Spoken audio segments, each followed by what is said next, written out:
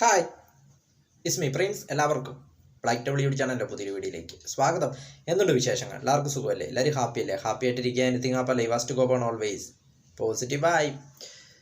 Gujarat flood.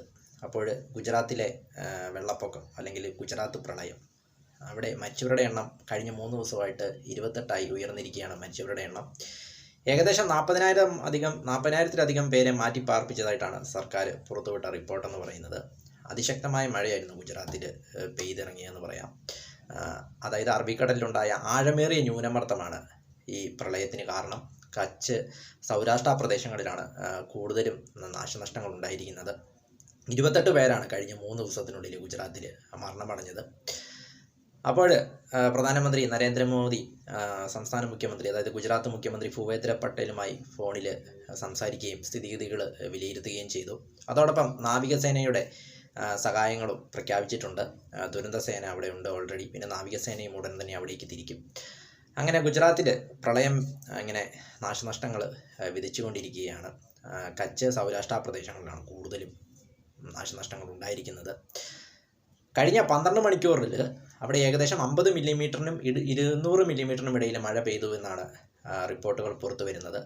അതോടൊപ്പം ദ്വാരക ജില്ലയിൽ 180 millimetre മഴ, അതായത് സംസ്ഥാനത്തെ ഏറ്റവും കൂടുതൽ ഉയർന്ന മഴ ദ്വാരകയിലാണ് പെയ്തിറങ്ങിയെന്നാണ് പറയുന്നത്. അപ്പോൾ ദ്വാരകയിലും അതോടൊപ്പം വൻ നാശനഷ്ടങ്ങളാണ് ഉണ്ടായിരിക്കുന്നത്.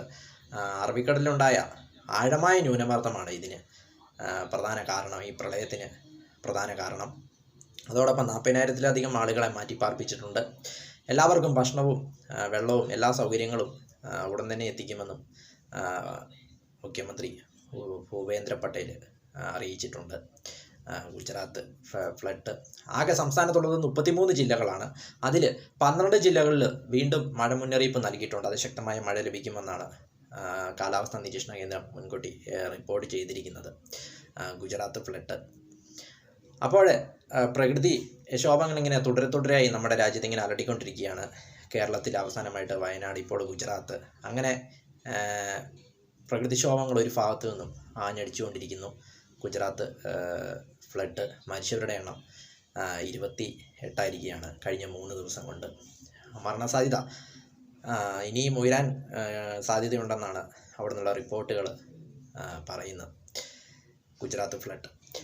വീഡിയോ ഇഷ്ടപ്പെട്ടാൽ ലൈക്ക് ചെയ്യുക, ഷെയർ ചെയ്യുക, കമന്റ് ചെയ്യുക, സബ്സ്ക്രൈബ് ചെയ്യുക. വീണ്ടും പുതിയ വീഡിയോയിൽ കാണാം. അതുവരയ്ക്കും ടേക്ക് കെയർ, ബൈ.